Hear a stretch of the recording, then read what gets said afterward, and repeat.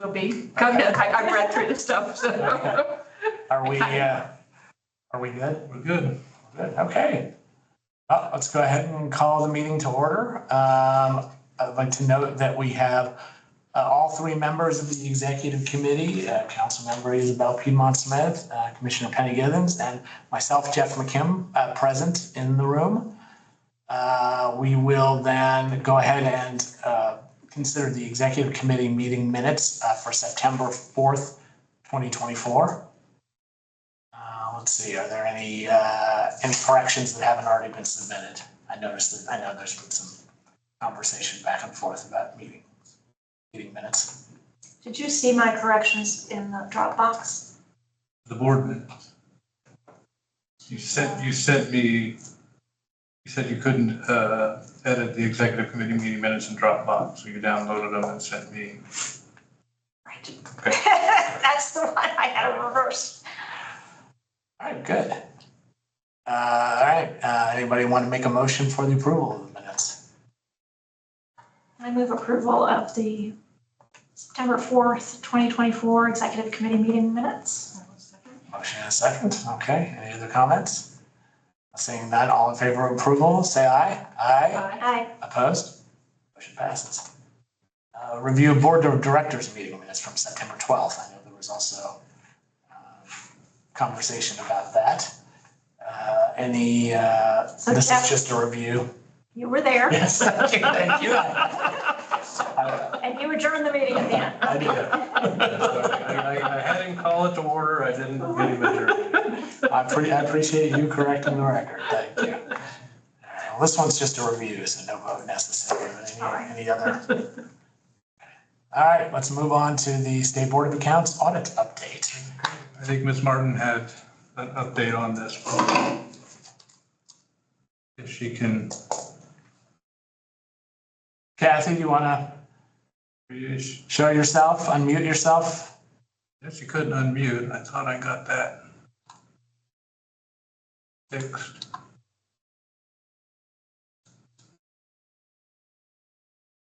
Tech services, we need Kathy Martin to be able to share video and speak. Yeah, I'll have to, I may just have to promote her as a presenter to give her all those privileges, so. That's fine. She's I did trusted. unmute her mic, so she should be able to use the mic.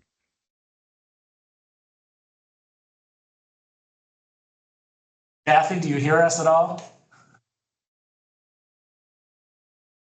Yeah, if we could just try to promote her. Yeah, she's promoted. Oh, she is promoted. Okay. Yeah, she's got all privileges. She just has to unmute the mic.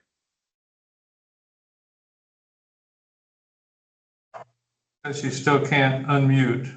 Should she exit and come back in? Yeah, I think she might try to leaving and rejoining. That'd be the next thing. Let's give it a try. Oh.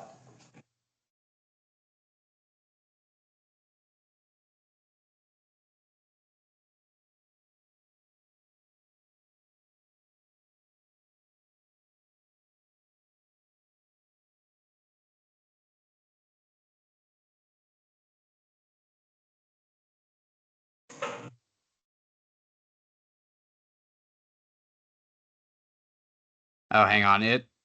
I didn't realize there was two different Kathys. There's the note taker and then Kathy Martin. My bad. Oh. It's just waiting for her to be admitted into the lobby. There we go.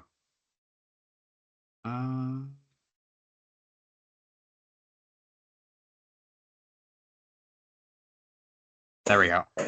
There she is. Hey, Kathy. Okay, can you hear me now? Yeah.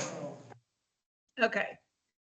So we had a meeting with the auditor on the SBOA auditor on Friday, and she basically gave us the kind of where they're landing on things. And there are 5 different things that are issues that they're going to mention. We don't know. We know that 4 of those are going to be management letter type things. And the management letter just means that that's something that they're going to advise the board of, and that needs to be corrected. And Actually, 4 of the 5 we've already either corrected or we have a plan to correct. And some of that just has to do with some gateway issues that things were had to be entered a little differently, and we really weren't aware of that. Anyway, we've got those things. There's one that she says she's fighting for that to also be a management letter, but there is the possibility that that one may be a public comment. And that is what they're calling a bank reconciliation that doesn't tie out. I'm going to fight for that to be kind of, and I think that they will. I don't think that's an accurate description of what the issue is. They say the bank reconciliation doesn't tie out. I've never had a bank reconciliation that's from the bank to what we have in our records to our AFR that we produce. I mean, everything matches to the penny. What they're saying is that that ours doesn't match what a gateway AFR is. What we've not determined is why there's a difference between our AFR, and that's the annual financial report, and the one that's in gateway. So can't fix something that I don't really understand. So that's something that we're working on. And that's the one that there's a possibility that might be a public comment. But I particularly want to make sure that the board understands that that's not, the bank reconciliation's not tying out, because they do every month. We don't have any offages. There's nothing with that. This is totally just ours matching what we reconcile from the bank to the financials, and the cash flow statement reflects all of those numbers, and ours always match. We're just having trouble with whatever this is in gateway. So it's not a bank reconciliation. I would call it more of something that, an annual financial report reconciliation or something like that. I think that we will probably have an answer by, I'm guessing, tomorrow or Wednesday at the latest, as to whether that's going to be a management report or if it will be something that's elevated to a public comment. But like I said, the other things really aren't. The other things are all things that we're aware of. We've either corrected in gateway or we have a plan to correct by the end of the year. Were you able to resolve the issue that you were working with the county's auditor's office on? That they needed information, I think, was related to the bank account or to the savings account. I think we have an email that Autumn sent. She sent it over the weekend. This is payroll Monday, and it's kind of been a wild day. So I haven't completely gotten through her email, but I think we're real close to having everything there that we need. I know that the auditor was working to get Autumn everything that the final things that she needed. But this may be something that that's still kind of hanging out there, because if it's not tying out, like I said, I can't deal with something that I don't understand where the numbers are coming from on their end of it. So, but we're working to get Autumn everything that she needs, and I think we're really close on that as well. Thank you. Other questions? Yeah, two questions. Once the final correction that you know about to gateway gets taken care of, will that resolve the problem, do you think? Resolve it? What do you mean by So resolve it? that then things will line up? So you'll have that reconciliation? Is it because of the stuff, the way things were entered in gateway initially? It could be, and once we figure out what that is, then yeah, I think it will resolve. It's still going to be either a management letter or a public comment, because even though we fix it, they still are going to do that. Okay. We don't know why their number is different than our number. Right. And so we don't know what the correction is, because we're not sure whose calculation is not right, or who's missing something or adding something in that shouldn't be there. That's what we're still working with the auditor to figure out. So what is the actual difference between what you are showing and what Gateway shows? That's different for every year. She says there's a variance for every year from 2020 through 2023. And if you net all of them, it's very minimal. It's not even something that's significant in what they call material. But it varies. It's different every year. So there's something going on that we have not been able to identify as far as, and she referenced maybe, a beginning balance, but in my mind, if it's a beginning balance, you're going to have the same offage every year, and that's not the case.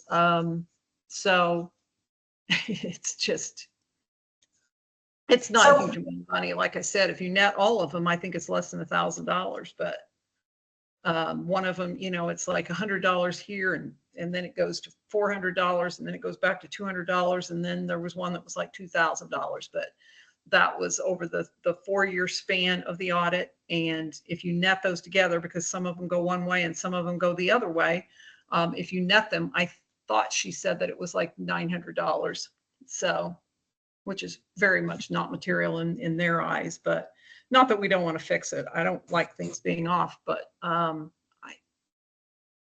can't, it's like shooting at a moving target. I have no idea what I'm, if my number's not matching that number, I balance to the AFR that we have, but I don't know where their number's coming from.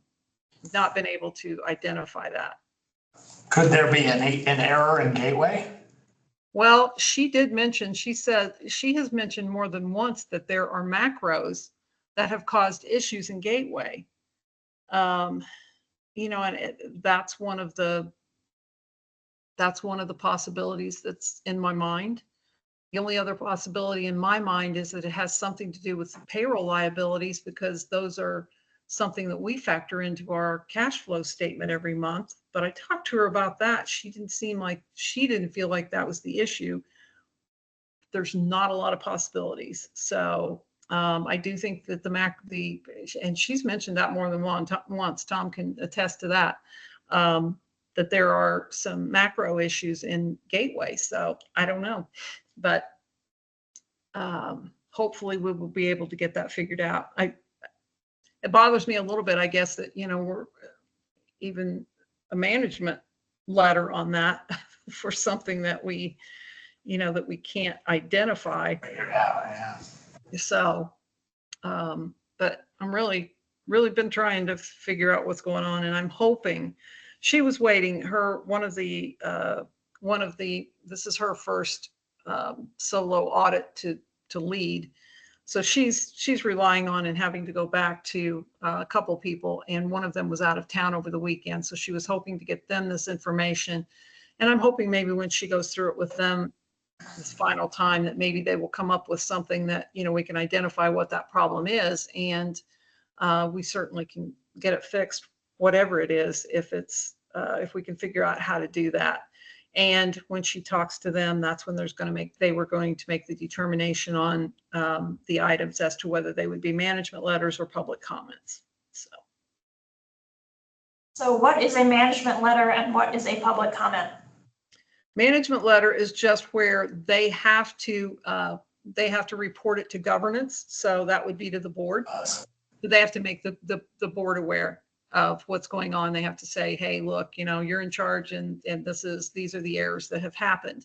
The public comment is just that. It's something that is made in the report and made, as part of because the audit is public, and that would be reported in that public audit as a finding that was what they call a significant error. So something that is broadcast a little wider, that people see that, we don't want that, but. Is there anything you need from the board? Not at this time. I just wanted to make you aware, because like I said, I don't know at what point, but I know when we go through the exit interview, we will let you know, obviously, when we find out more about these issues and how things are going to shake down. But I know at the exit conference that we have for the audit, that's a place where, they will be discussing that. They will be bringing that to you. And it's just, like I said, to me, it's something that I think the board definitely needs to understand, that it's not that our bank reconciliations have been off. They always have referred to this as a bank reconciliation tie-out issue.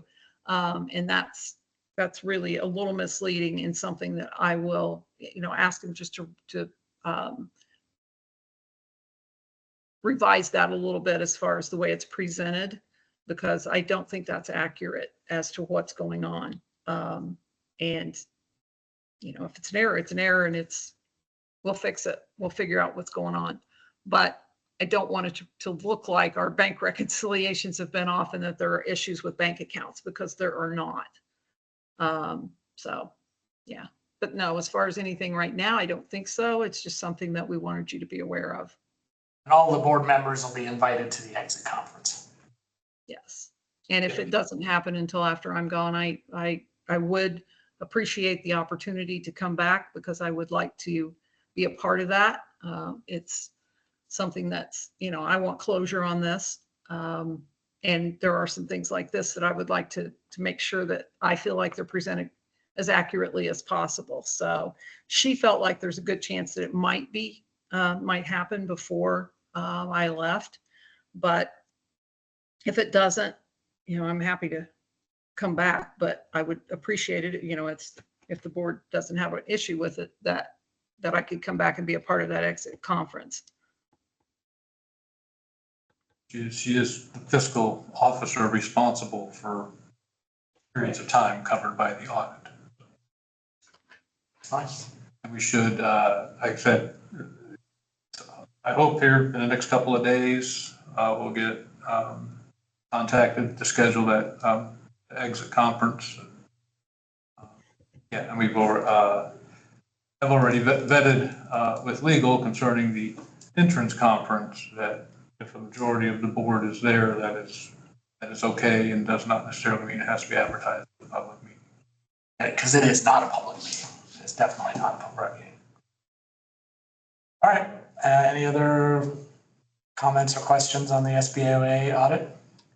I just feel badly for Kathy, because obviously this is very frustrating. I mean, yeah. It is, but Send her out with a bang. All right. Well, speaking of sending her out with a bang, let's move on to staffing issues. Yeah, okay, so the controller position update identified in the memo is not the one that I envisioned giving today, but this afternoon she resigned. So. It's gross. I Leah? just about walked out of the room and decided to leave y'all in charge. So, I mean, I would say, I believe that previously the committee has ranked the candidates and provided me the authority to move on to the next candidate. I believe we have already provided you that authority. Do that post haste, and but can I raise my concern about the not about the candidate, about the number of the hours? certainly. I'm concerned that 30 to 35 hours may not be enough to keep and to retain good candidates. I mean, that I'm perfectly happy to move on to the next candidate, but I hope I think we should consider making a 40-hour position. And right now it's 30. Right now it's 30. It is budgeted for 35 next year. I think it would need board approval. Because obviously that's I don't know that necessarily mean we would have to seek an additional appropriation next year to cover that. I'd have to crunch some numbers to figure that out. But I think I would be more comfortable if the board as a whole took that up at the next board meeting. Yeah, I mean, I'm just throwing it out. It's what came to my mind. It's what we've dealt with in some county positions. As you know, a lot of county positions have been 35 hours traditionally, and we have had to move them to 40 hours in order to bring the salary up to a level that tends to retain people.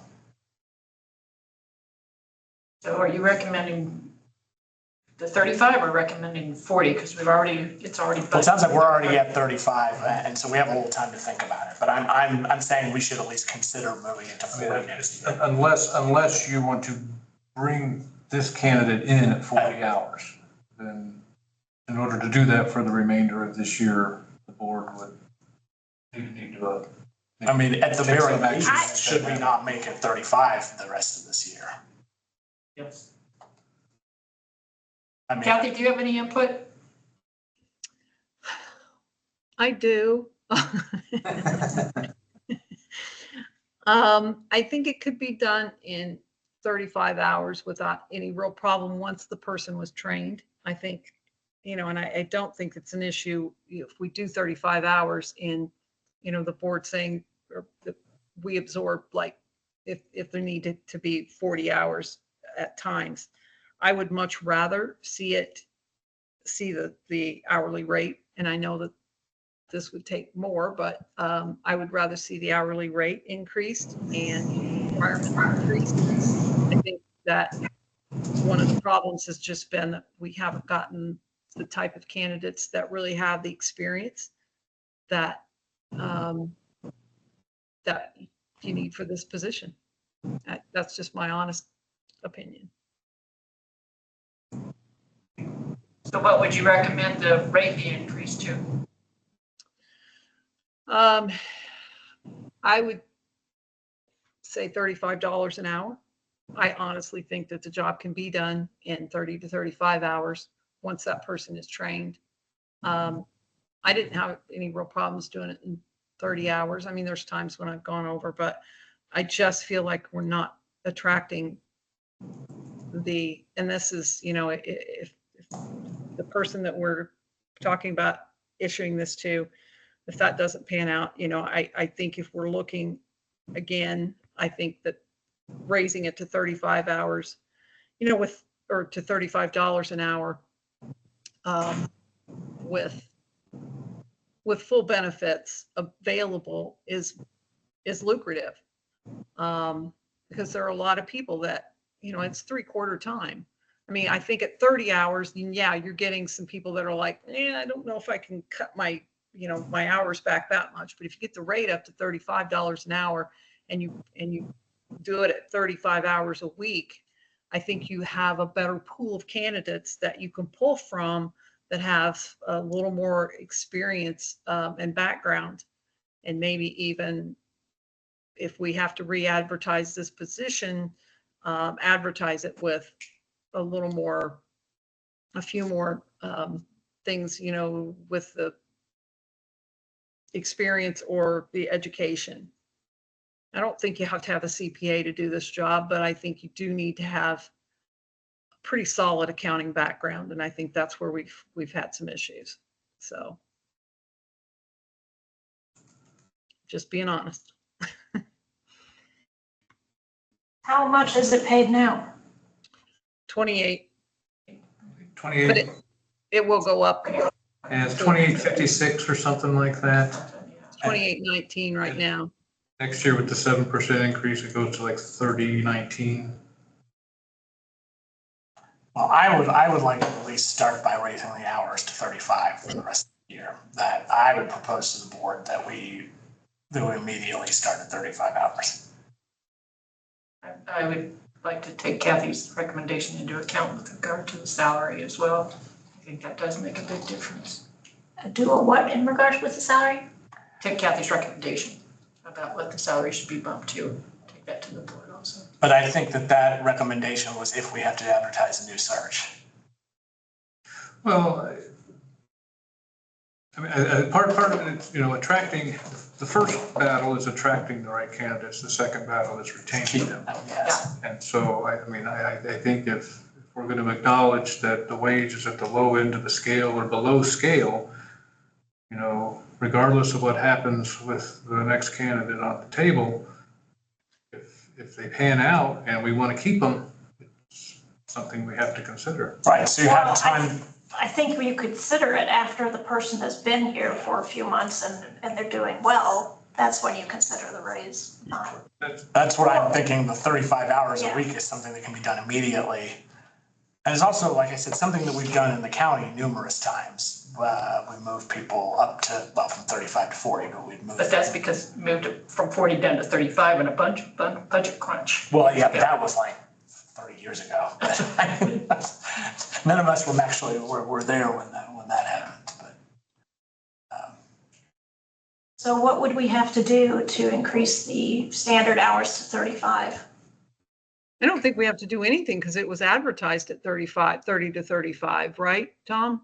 It was advertised at 30, going to 35 and next year.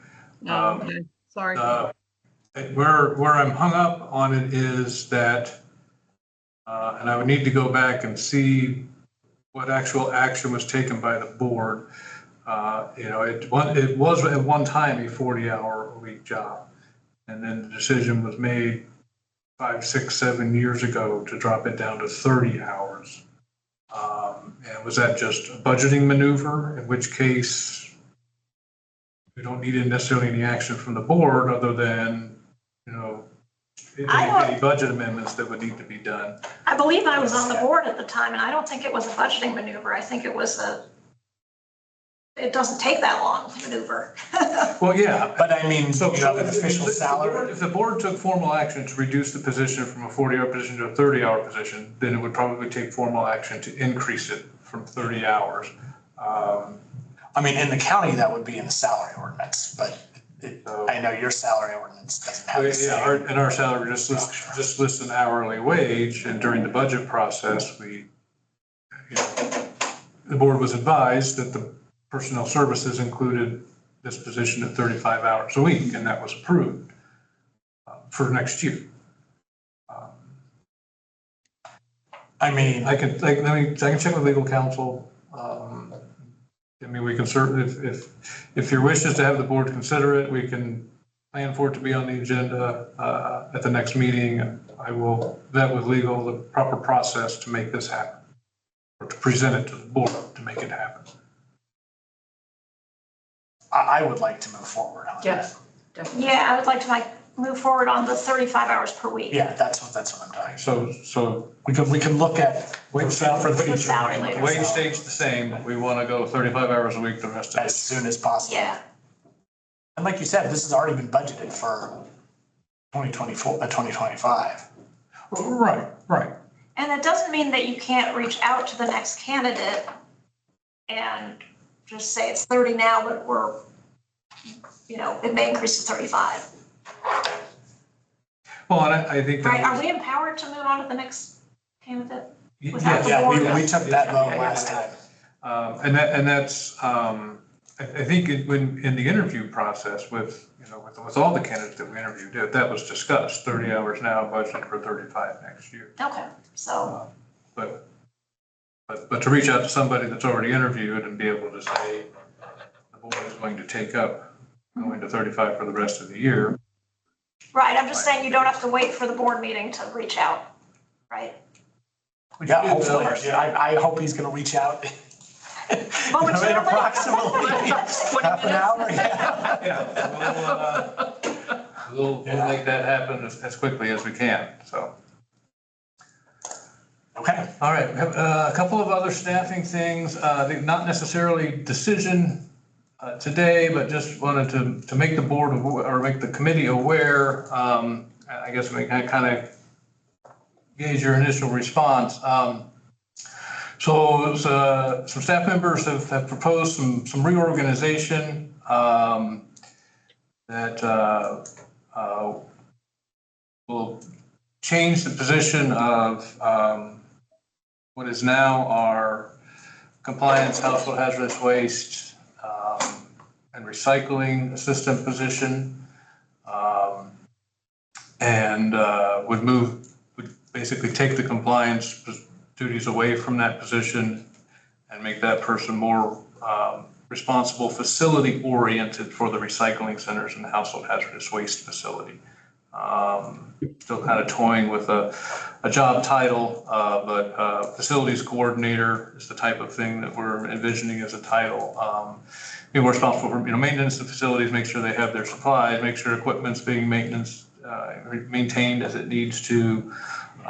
Which position is this that would be changed? This is one of the newer, this was 2 years ago we created this, the same time we created the waste reduction specialist position.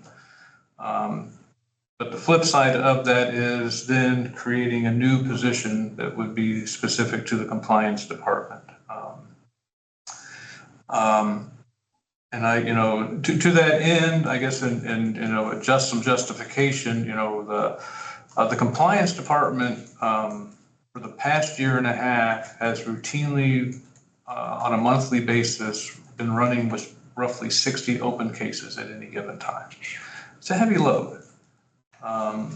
And then, and those aren't going out and picking up the dump at the end of the dead end road. These are the private property cases. And they are getting a little bit more involved now that we have the county attorney's office working with us and we're taking some to court. So there is more, it's a heavy load, and for some of those, there is more time and effort involved in them. So again, we're still trying to piece together job descriptions and figure out, what kind of wages would be appropriate. But the end result is that it's going to add a position to our staff that will probably, on the bottom line, result from anywhere to, $45,000, $55,000 increase in the personnel services budget. So a completely new position. Completely new position. Although I will say that a position will be very, very, very similar to a position that existed when I was hired at the district, when the compliance department did have three staff members devoted to that department. And that was a position that was lost when the landfill closed, and district-wide, we basically cut our staff in half. So in addition to the landfill staff, when it closed, the other departments lost some staff as well at that time. So would this new position be the same as, I don't remember her name. Mary Beth? Mary Beth? Not quite. What Lee and I have gone back and forth with on this would be exactly what landfill associated duties would this position have. And we, at this point, do not envision this position being something we would want to pursue the wastewater treatment operator license that Mary Beth has. More focus, still be an extra set of hands when they need a set of hands for something at the landfill, but focus primarily on the compliance cases, assist with the Adopt a Road program, things like that. So that's what's out there. And then the last one is that we do have an employee that has requested an additional increase beyond the 7% that's in the budget.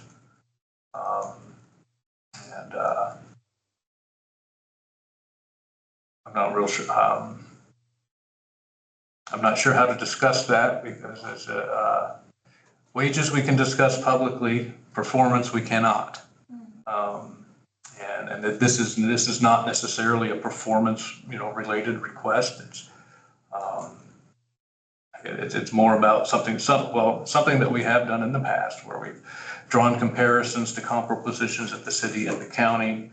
I do have, they did provide me with job descriptions and wage information for what they believe are comparable positions. I still need to put all those together and compare and contrast and see how they measure up to the position at hand. But it's just the community outreach coordinator position. But if if the committee thinks that that's something that they and then the board would be willing to consider in November when we do the salary ordinance for 2025, I will compile the information and we can see what we think our position is paying relative to comparable positions at the city and the county. Yeah, I don't love the idea of redoing the budget and the salary ordinance as soon as you just moments after you finish the existing budget and salary ordinance. I get it. But you didn't get the request in time. Well, no, I got the request, I guess, before the budget was approved, but not before we started compiling the budget.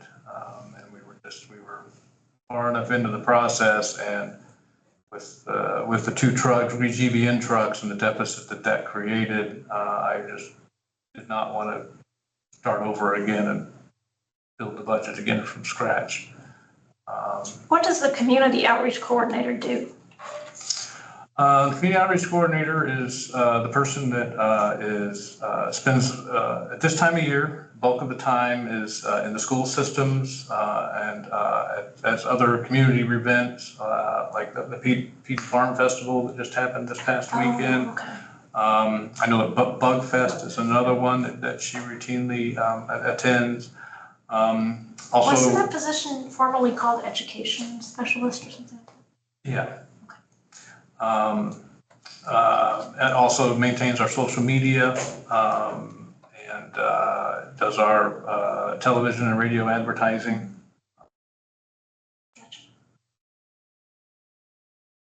Oh, I mean, if you think that this increase is warranted based on the data that you see with comparable position descriptions, then, I think the board would consider it, but I mean. I will review everything and start making comparisons and notes of similar duties, and we'll see what we come up with, and we'll get it presented. Worth a look. Worth a look. Yep. Okay. Anything else on the staffing? Probably so.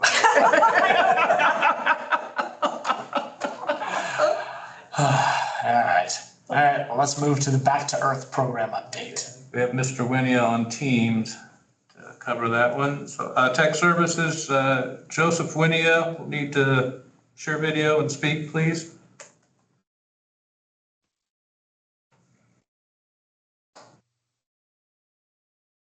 He can now speak and show his screen. He was there. It was there, yeah. He didn't want to share his face anymore. Okay, he's there. Sorry, that was my fault. I saw the option illuminate, so I clicked it, but it defaulted to on, so I turned it off naturally. Hopefully you can all hear me all right, and good afternoon to you all. Great. All right, so I would actually like to begin with one item that I did not include in the letter in the packet for the update. And that is because I have been in touch with Harmony School as a potentially new site for the Back to Earth composting program. And so I guess one item to touch on is that it doesn't strictly fall within the description of the multi-dwelling complex for the funding for the program. So I know I had spoken with Tom, who had mentioned that, Tom, you said you were going to look into the legal end of that. So I just wanted to make a note of that first, just to make sure that that aligns well. And then the second item related to that is if that site were to go forward, right now we're still presently in discussion, haven't reached a service agreement. Also wanted to wait to confirm that the applicability was good with the contract, but that would also mean that this would be a 2024 pilot site that would be starting probably in October. And so with now what we have is the initial pilot funding that was kind of for the 2023 into 2024 year. And the first site has actually just terminated its 1 year partner period. And this would be another pilot site that would just be starting its pilot period. So what that does is put kind of two phases into play, where there are sites that have completed their partnership and another site that is starting its partnership. And so I was interested in discussing two things. And one is the, I guess, payment terms for the first group of sites, because as the agreement is written for the current year, The first payment is at the signing of the agreement. The second payment is midway through the duration of the first site, and then the final payment is the completion of the last site. And so if this site, this fifth site with Harmony starts now, that would be a year from now. So that would be kind of a long gap and the cross of another calendar and fiscal year with respect to funding coming from the initial allocation to the end of that site. And so the other side of that is thinking about funding for sites that are, I guess the funding for the second term being applied to sites that are continuing versus just sites that are new in the next term. So it's kind of a few different points, but that are all connected, hopefully presented clearly enough, but I can definitely clarify if there are any further questions. But basically, in addition to the update, interested in discussing the desires of the board in terms of how to navigate both the kind of final payment of the existing term and the use of funds for the next term with the two types of sort of continued and new site categories. Is that clear enough at this point? Do we have anything written that describes the sites and what phase they're in? So that would come from, I was going to apologize. I probably should have included a copy of the existing agreement with Back to Earth in the packet, and I apologize that I didn't do that because part of in mine and Joe's discussions, part of the question is, now that we have budgeted for next year and a commitment from the city to again contribute to that, to continue and expand, how do we wrap up the existing agreement and enter into a second phase agreement for what's budgeted for next year with, I think when we initially entered into this, I don't think that anybody, envisioned how drawn out it might be given the lag between sites signing on. And the way that it's, as Joe mentioned, the way that it's worded, that initial agreement, still has potential for one more site in it. And if we sign that site up now, then that initial agreement goes out for another year or so. So that was some of our questions in trying to figure out, is there a way to, to neatly tie up the initial agreement, even if that's a little prematurely, so that we can enter into a second agreement to expand and continue what we've started. Does that make sense? Do we need to encumber any funds? Well, that will depend. Okay. I mean, if there's a desire to, and then a way to wrap up that initial agreement in this calendar year, no, we don't need to encumber any funds. If it's something that we're going to continue on and to wrap up next year, then we would want to encumber some funds. Well, what would your recommendation be? For me, I think that it's much cleaner and probably from a financial perspective, accounting perspective, easier to deal with if we find a way to terminate or to wrap up that initial agreement and enter into do a second agreement just for what's budgeted next year to continue this and expand it to additional sites. Makes sense. I mean, would that require a modification of the existing agreement? Sounds like it probably would. Yeah, and I would say would be a legal question. I mean, Joe, what are your thoughts on what I just said, I guess? Yeah, I think that I agree. And I think, I mean, there's definitely flexibility on the administration end as well in terms of how that works out. I think, I mean, per the exact wording of the agreement, I do have it up and I could send it to you via email if that would be convenient. Do you have the ability to share your screen? I will try. I think so. Yes, it looks like I do. And I as he's doing that, I would support expanding this to Harmony, because students learn lifelong kinds of attitudes and behaviors with doing this. So As long as it can still fall under the legal agreement, I mean, we could rewrite the agreement. we could amend the agreement. Yeah, Yeah, I mean, I think definitely as far as diverting organic waste, it probably is, you know, equally, if not more important to use Harmony School than an apartment building. well, and especially if they then take it into their own home. Oh, yeah, Make a absolutely. difference. Yeah. Yeah. Yeah. I can't read that from here, I sorry. was going to Not ask, a- can it be made, let's see, does this change how it appears on your screen? There we Yes. go. Okay. So there's the basic schedule. And as I described, there's the initial due at signing, there's the amount due at midpoint. Both of those are complete. And so it's just this last question of amount due at completion. And I think that per the way it's worded, it would be amended since the last day of the partner period, or the final month of the partner period of the last site will be April of next year. So we could amend that, just that one particular line, to be the end of this calendar year, and very easily. And the agreement also does permit for amendment to the agreement with the in writing and signature of both parties. So would Harmony then be part of a new agreement, or would that be the last site under the existing agreement?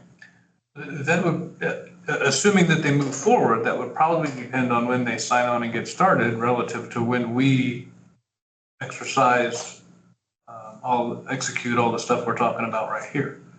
If they sign on tomorrow, it would be the last site under this agreement. If the board, at the board meeting, says that, you know, yeah, we want to wrap this one up and enter into the next one for next year, then they sign up after that, then they would probably be the first one under the. Now, Joe, that's the other, I guess the other issue there is for the next agreement, the money's budgeted next year. So if we have a payment due before the end of the year, that potentially is a financial issue for the district. Can you say that one more time? I said, so if we find a way, you know, to wrap this agreement up, terminate it early, and then move to a next agreement based on next year's funding, that is next year's funding. And so Right. Okay, I see. if there's an initial payment for that next contract due before the first of the year, that would be a financial issue for the district. Okay. Yeah, no, I think we can easily make an agreement that can avoid that. There wouldn't be the same time-sensitive need for funding prior to the start of the next agreement in the next calendar year. As long as the payment from the end of the current phase is provided for the work that has been done in this calendar year, at the end of the year. That makes Well, I'm sense. fine with tying this one up, and also very much in favor of moving forward with Harmony. So, Great. Joe, going back to, I think, one of Isabel's first question, for the board meeting, would you be able to provide information on the current sites and where they are in the process that's, you know, outlined in the agreement? Absolutely. When did they sign up, and when does their partnership period end? And Yeah, and without precise dates, but accurate to the month, the first site was September of last year, so that one's complete and no longer in question. The second site was in January, so it would be the end of January 2025, that one would be complete. And then sites 3 and 4 started both in April of this year. So April of next year would be the end of their partner periods. so would you be able to get me a document outlining that can go into the board packet Friday? Absolutely. That makes sense to include that in the. Sounds good. So under the current agreement, we would have to wait until April to pay out the rest of it Well, anyway, and right? that I will talk with legal counsel, review all of this with legal counsel and see what options they present. To, is there a way to fulfill this contract and terminate it prematurely? I guess for us to fulfill our financial obligation under this contract, terminate it prematurely so that we can enter into the next phase. I guess what I'm going to call the next phase of this project, which is what we budgeted for next year. Okay. So you'll have time to consult with legal before the board meeting? Sure. I mean, I would like that. I don't know what his schedule I is. think that information I don't is know his essential to schedule. making a decision. We'll assume that he's in the office this week. It was in today. Joe, and if for some reason I'm unable, if Justin's out of the office this week or something, and we can't legally figure out how to end one contract and start a new one, there's support's been expressed here to go ahead and include Harmony. So at the very least, we could take an amendment to the current agreement to the board to allow Harmony to be included under this agreement. Would you still want that to happen even if we can't do all of the other stuff with ending the agreement and starting a new one? I believe so, yes. Okay. But you will try. Oh, yeah. Okay. Yeah, we'll try.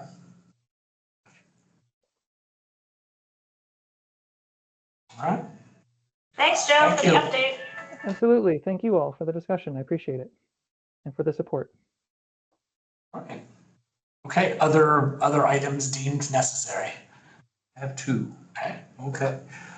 First one is the RFP. I guess I'll just put it out there. I was contacted by our current contractor, vendor, for these services. And obviously, some of the same issues that we discussed with regard to, well, we have an agreement in place. Well, how do we issue an RFP? And so it was asked if the board would consider amending the RFP to basically put something in there where we have the section about reserving the right to reject any and all bids, that the board will reject all bids if they don't present a better financial situation than what we're currently in. Which I said, it says we have the right to reject all bids. If they're not better than where we are, we'll reject them. Yeah. I was pressured a little bit, and I said, I'll present it to the executive committee. If they just want to take it to the board, then we'll take it to the board. But I don't necessarily see the rationale in doing such an amendment to the RFP. Yeah, I feel like it's already pretty clear that we have the right to. Yeah, we have the right to do that. To reject all. How do you interpret this request? This is their That they, insurance statement. Well, there are, I mean, I guess I see they can submit their. two ways to interpret it. They're trying to do us a favor and save us money because of how much more expensive hauling's going to be. And we know that is true. We know that's going to come out. The other side of it is that they're worried about losing the business, and this is their out to guarantee they get to keep the business when the hauling costs come in higher. But as we've already discussed in some of this, that cost is not the only factor for what we're talking about doing. Cost is not the only factor because it costs money to do the right thing, and if we want to ensure that the material that we're collecting is getting recycled, it perhaps is worth spending a little more money to get those assurances. Well, but also there would be income from some of the recycling that we don't get right now. That was, So some of offset. And the question is, how much is that going to offset whatever the increase in the hauling is?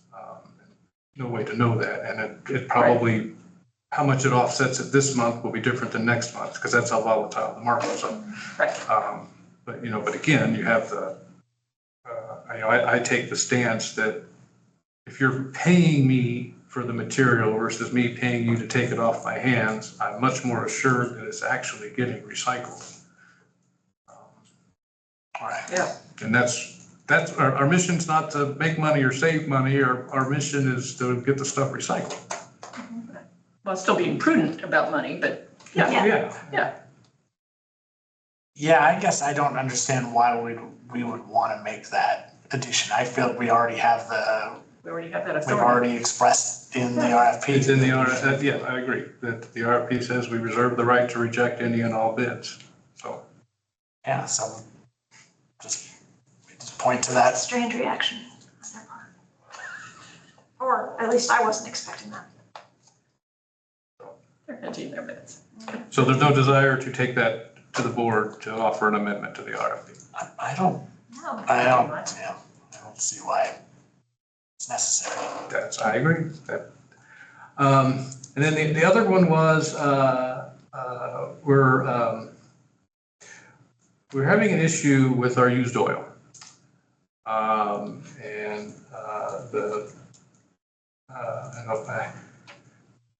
They're calling it water. It's not water. It's any number of things, but there's too much water in our oil beds. But it's antifreeze.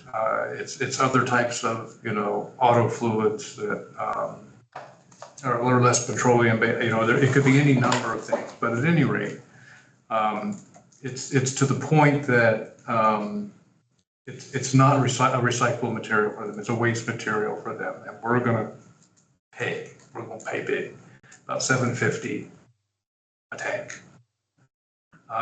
So How much is a tank? about 400 gallons.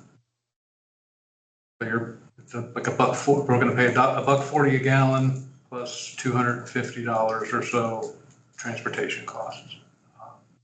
So I just wanted to give you the heads up on that, and we're obviously gonna put signs up. We're gonna try to take steps. Okay, so I was going to try to ask, the issue is that our customers essentially are just dumping stuff that shouldn't. Right, yeah, the bins are not out. I mean, they're all in covered, they're not exposed to rain. And again, they're saying water, but that doesn't necessarily mean that it is H2O. Just It's a non-petroleum liquid. Yeah. But so you are gonna, probably over the next few months, you are gonna see some used oil expenses that we're not used to seeing. Is it pretty even across the sites, or do we not know? It's not even across. It's not, the contamination is not even across the site. Well, who's the problem, or where's the problem? Bethlehem and Ellettsville have more contamination than the other three. But that's also not to say that it's the same percentage every tank load. But we're gonna get some signage prepared, try to do some sort of educational outreach and do what we can to try to mitigate it. But if it's not something we can get corrected, it's a program we're going to have to revisit. At least how much we're spending on it, our ability to continue it or to budget for it. I mean, would it be possible to have the site monitor kind of observe or ask for it like you do with bulky item? I mean, you don't just go and throw stuff in the bin. You have to ask the site monitor, and he or she'll tell you. I mean, at times, yes, but 100% of the time. No, but I wonder if it could bring the quantity down enough that we wouldn't be. Well, like I said, Joey and I, this was just brought to my attention today. I think the rep just emailed Joey about it this morning. And man, you've had a lot of headaches today. What a day. I think this kind of addition of stuff to the oil is basically illegal dumping in my mind. And well, I think it should be signed that way. Well, you got to find it. Yeah, but now when you're dealing with a non-petroleum product, it's pretty easy to pull a test tube out of it and 3 inches of oil, 5 inches of non-oil. Well, you're a problem. But Is this a free service we provide? Yeah. I mean, I've dumped So far. chainsaw oil in there before. Oh, so now we know where the problem is on Bethel Lane. It's on- There we go. It was definitely in Bethel Lane. It was oil. So it's, at any rate, it's just something I wanted to bring to your attention, because it's not gonna resolve itself overnight. So we're gonna see some costs related to used oil, recycling / disposal that we're not used to seeing. So if there were a way to lock the bin and then they have to go get the site operator, and the site operator has eyes on this. I mean, that's kind of what I was suggesting. as a possibility. I can talk to Joey about it. I don't know the logistics for, the site operators, time and Yeah. there are certainly times where that would not be a problem at all. There may be times where there's other things, busy day and I got bulky items and that's. You could start with signage and see if that. Yeah, I mean, we just came up today. We don't, we're still brainstorming.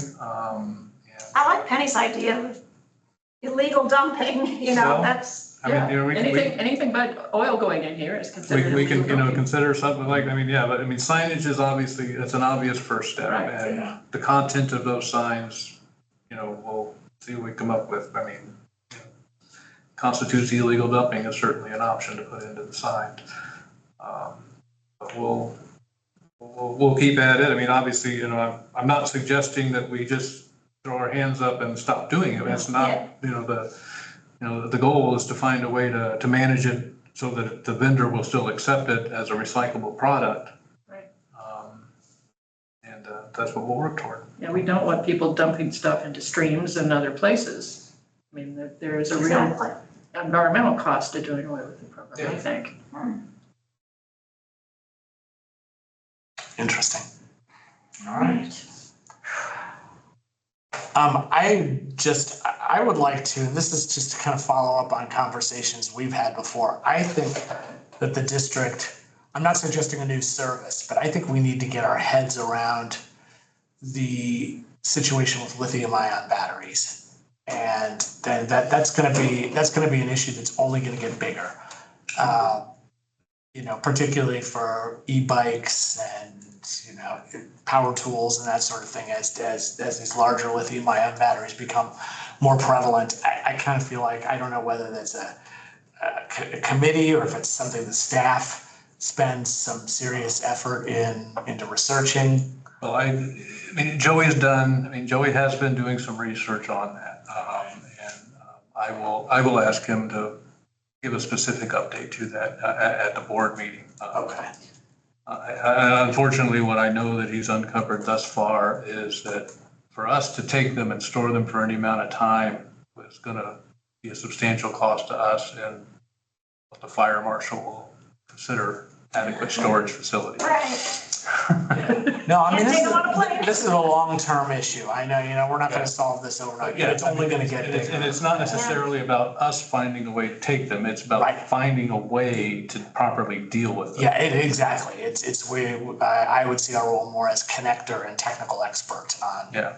how to Tell people what to do. tell people what to do. So, but I'll ask Joey to prepare a report for the board. I mean, I know this kind of started out when somebody dumped some or dropped off some e-bikes or e-bikes. Well, somebody wanted to bring us a good number. I forget the exact number, but it wasn't one or two. E-bike batteries. But there were bikes that they were dropped off at the community bike project, I think. That was the issue. And they're kind of So it was a stuck. nonprofit that was trying to. Right, it's kind of Yeah. stuck with these, like, oh my God, we got these were looking donations for- now, right. what do we do? Like, we don't. And there were companies that had gone out of business, so it wasn't even like there was a manufacturer they were like German company that had gone out of business. It was, Do you know, do they still have those batteries on site? that I don't know. Okay, we need to find that out, because if they do, that's a hazard. Yeah, I mean, it's kind of a big deal, and so, yeah, I feel like we need. But it was, I believe you're right, it was the community bike project, and they had 40 or 50 of these things. Oh, And dang. we're like, our vendor won't take them, we don't have anything we can do with them. We take the little one, like if it's a AA sized, right? Yeah, It's the lithium smaller ion. ones, the smaller ones we take, they're labor intensive to deal with, because we gotta tape them up so that, the positive and negative from two different batteries don't connect and start generating heat. And so you actually, or staff actually sorts out the battery bins and takes the lithium ion from the nickel metal All the hydride. battery bins from all the site are brought back to household hazardous waste and manually sorted in the battery type. Okay. It's a very labor intensive process. But worthwhile. I just wanted to bring that up because it's Yeah, it's going only to become a gonna get bigger more. issue, yeah. Yeah, I will have Joey update the board on what he's found out about that thus far. And unfortunately, he has additional information. I don't know that we're any closer to a solution. Yeah, all my power tools are That's lithium what my husband's batteries now doing, too. yeah. And we've got solar, so it's really nice. Yeah, I mean, they're rechargeable, but at some point, I guess they're not. They give out. They're like people, you know. Until they're recharged for so many years. Yeah. Speaking That's of what sleeping food is, right?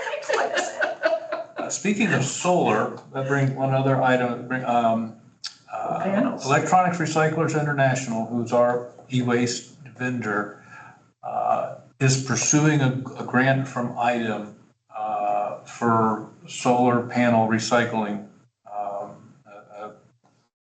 It's proprietary, so I don't have a whole lot of details, but it's a new process they have that they say will work for any type and any size of solar panel. Wow. So, and they would, if they get the grant, I think that they anticipate summer or fall of 2025, having that up and running and being able to start accepting those solar panels. That'd be great. Great. Yeah. Okay, yeah, so I think we encourage it. All right, anybody have anything else? All right, thank you, we're adjourned. Thanks, Tom. Hey, Tom, that water, that might be from people flushing the radiators. That's, we're coolant, we think it's predominantly coolant. Yeah, because it's probably about 5 gallons of water for every gallon of coolant when you do that. We just don't know why they're putting it in the same bucket with their oil. It's convenient. I need, who wants to sign minutes? Sure. And hey, Bill, can you give me a minute? So Penny, are you gonna get the CIB thing this morning? Yeah, reviewing all the agreements. That's a good idea. I really, personally, I like what they've done so far. I'm pretty impressed. The one question I have is there anything that could be done facing the beeline that's more engaging? And it's difficult. I mean, I spent some time kind of walking around